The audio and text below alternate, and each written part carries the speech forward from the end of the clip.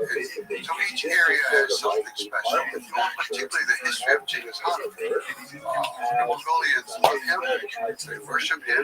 They don't do too much to capitalize on his whole area, the Hinti. You can go to the Hinti areas, you can go to large areas. But you can go, but they don't capitalize like this is the place. No, they go there themselves out of respect. But the only place they built this statue of him, which is the largest equestrian statue in the world, is the place where they say he found his wit. When he was coming back from being at the camp of Ascot, Ma Yisrael Adonai Eloheinu Adonai Yisrael. Church and Club.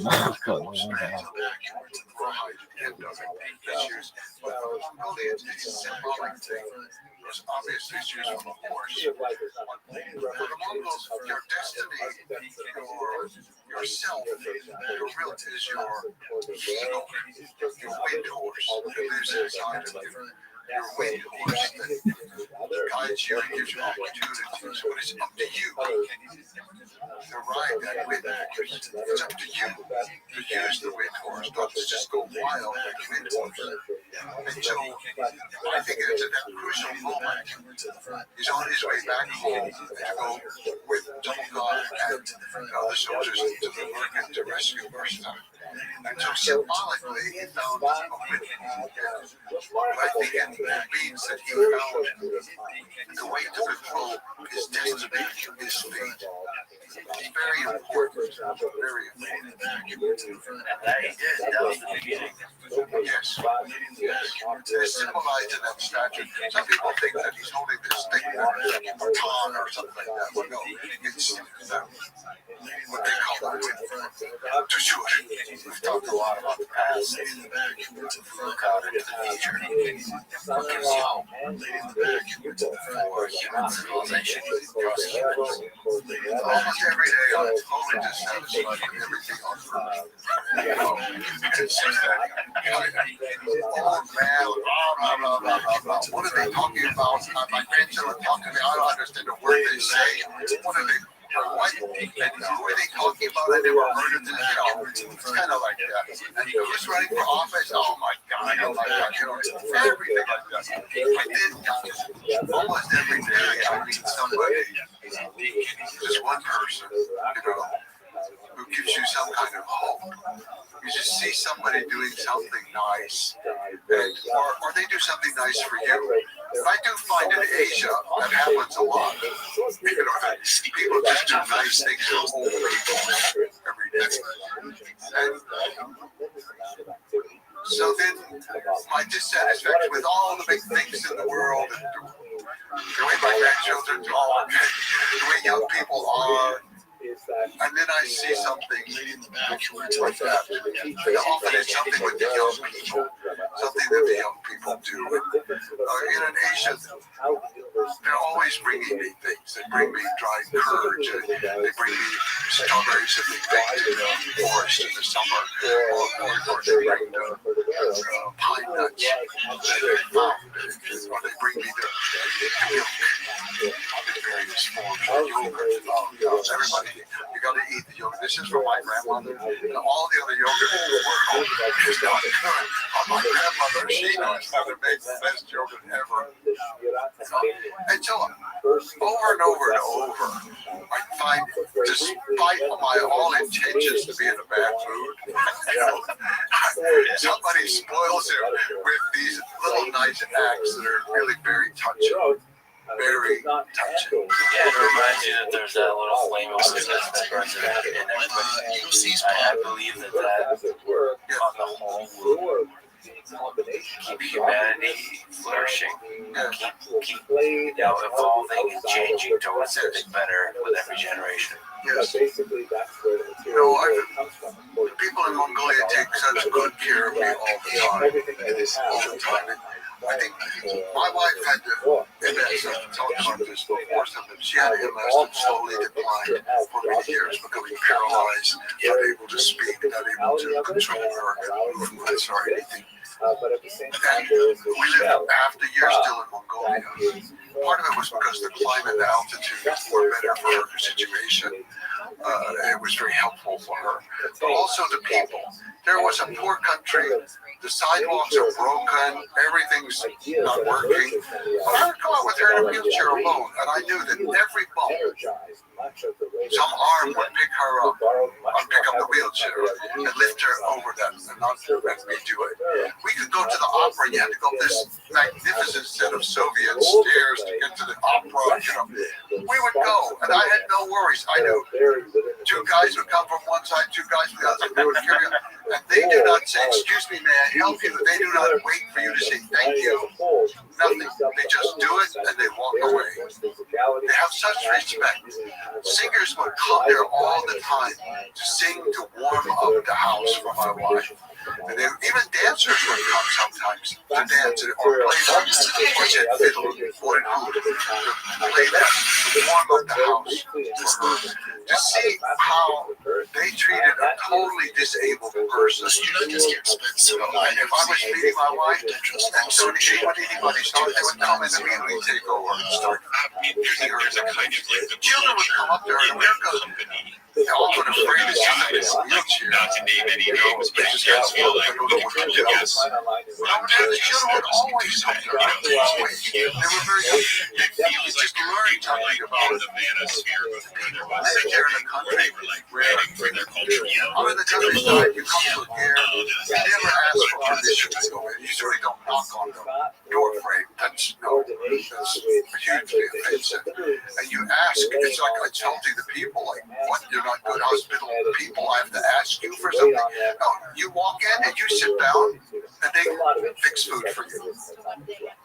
It's an incredible thing, and these are the things that give me hope. There's no institution in the world, no, not the big things, and not the pop culture, not all the platitudes. Oh my God, save us from the platitudes of butterflies. You know? Yeah. It's the family that will fix tea for you at 2 in the morning because there was a flash flood and you got stuck, and now you're cold and wet, and they build a fire and take care of you. Or you just show up and you make camp somewhere if you have your own tent. And I swear, within 1 hour, some child is going to be there with water and milk. They say, where did you come from? But the mother sent them over. Oh, there's somebody over there in the forest. They believe that they're obligated to take care of one another. Anybody in your area, you take care of them. Things like that. Individuals do give me hope. People one by one, or a few at a time, even though I'm lost in the modern world. Well, I'm glad you found your way. You mentioned that your wife is also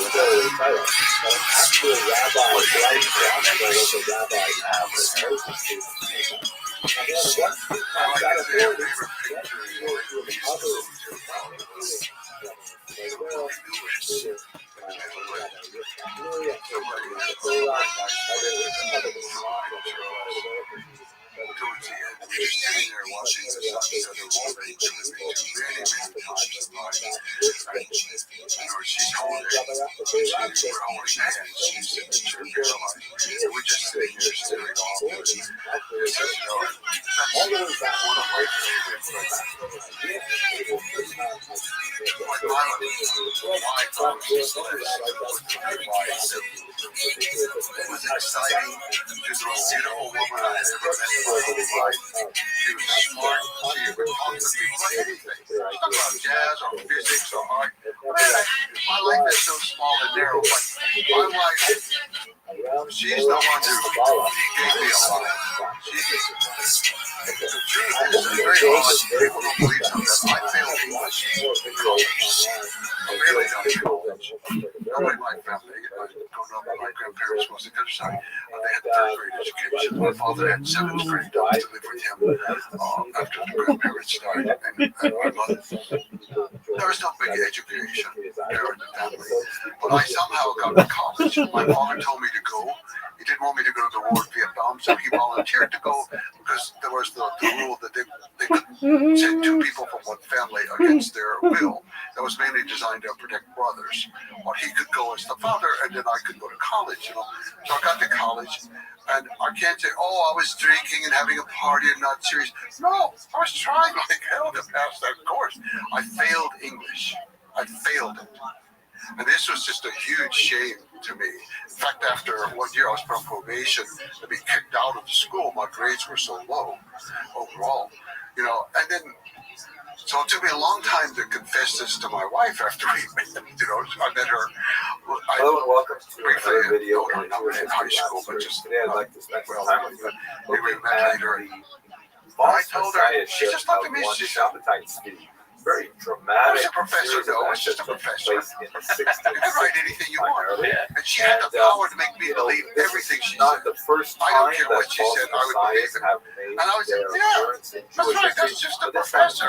with one of the You know, most consequential, particularly in modern she inspired me. because the impact of But she Shopatite also, speed's she activity supported me all the way through geographically She was taking some courses of her own and she was doing far graduate away. But she inspired me, but she told me, was affected by I said, I want to write for more people and than just for also other scholars. I've done chronologically, this because over the dissertation or next PhD. 200 years, It's just there dry. will be continuing That's a hot Gobi Desert. and the challenge that And posed to I didn't know what to do. And she said, so let's spend a little bit of time looking just at tell the exactly story to what me. Shopatite speed But I can't see you while you tell it. You're on the radio. what actually And I'm happened listening in my car driving somewhere. Let us Just tell the recall story that to me. this is happening in an And era to where this day, there's I much wish every more word I ready liked. communications. So There's always print media, just of course, tell has the been story. widely, and the idea of And I always read the books to enthusiastically sleep. adopting a potential She couldn't Messiah comprehend is something of much, great you know. interest to Christian But she readers just as well. loved hearing There's actually quite a good number of newspaper articles that are contemporary. The last years of her life, I gave up things this like that. And a lot of popular public back to our that original home in explain South to Carolina. non-Jews And I said, exactly okay, what was we're just going going on to with live Shopatite here, speed. And watch this the tended to ocean, do circulate things back like that. into the Jewish Just community as we're well, worthless where many teenagers. Jews were followers of Shopatite My speed would wife actually used to have bring episodes of clarity. to their gatherings. I have no idea what We have a cause wide it might be variety 2 of them. hours, it might be 7 or 8 Example you're hours. seeing on screen right here And from one day we would talk a lot. 1966, right at the height of the And so activities. one time And they she said to portrayed me, here she some said, kind of an emperor, on a prancing horse. this disease is going to take my life. But it's taking your life. Or something like that. In She France, said, you gave up one of the teaching Austrian emperors, even and you gave up writing. like this. Because She said, how do you expect me to die what to make of in peace Shopatite if The I know political that you context gave is, up of course, everything to very, very this significant. In the previous disease? video, we discussed the impact of the She Maoist said, you rebellion should on write. Eastern European Jewry. So every single There day, was a we sat follow-up together conflict by the between water, Russians and Swedes that by had the window. I moved it similar into kind the of room, repercussions overlooking the water. We sat there at the desk. She sat in her wheelchair next to me. And sometimes we would play a little soft music in the background. migrant Jewish And for the population most part, she ran couldn't away talk. to flee But she liked to just sit there an example of it, beside me none other than working. And she knew that she was inspiration. She knew. German She was the battery that kept me going, displaced population. It reminds me as How well on of the earth post-Holocaust era in the sense if I that ever had my a own wife like that, grandparents I don't know. orphans from That's the beautiful, Holocaust Jack. displaced That's people, really beautiful. and they I just hit the was jackpot. raised alongside my And father. I see so many people that get Like by, brother.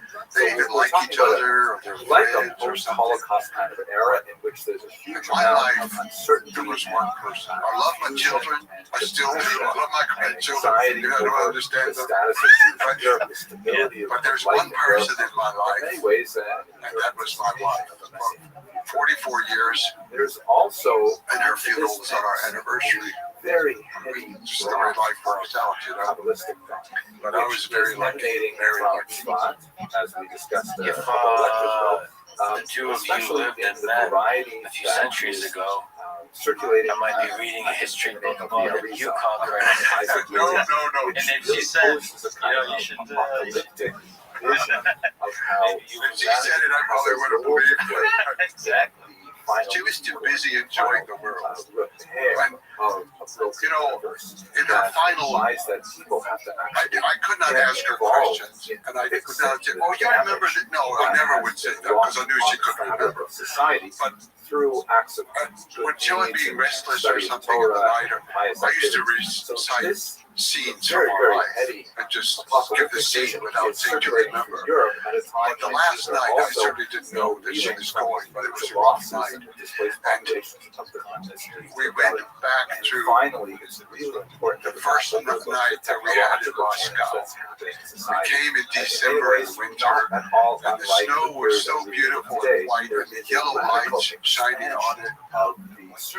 And then the most beautiful night we went to the Bolshoi, and she had this elegant blue wool coat from her grandmother from the 1920s with a huge, so ironic, it was a blue, broader wolf, but it's gray blue.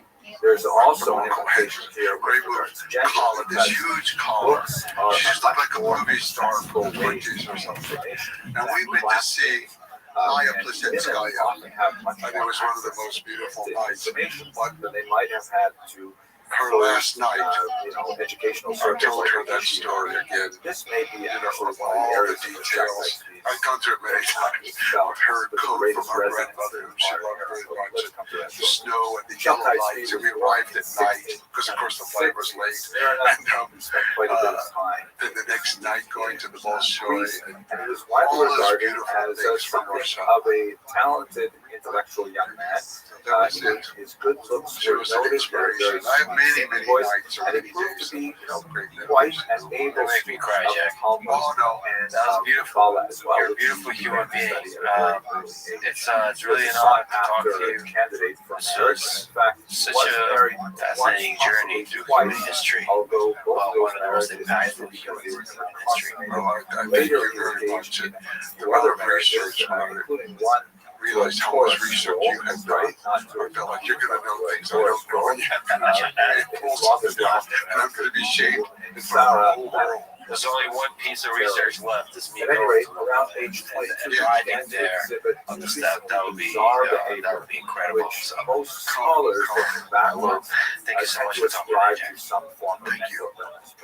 Thanks for listening to this conversation with Jack Watford. To support this podcast, please check out our sponsors in the description and consider subscribing to this channel.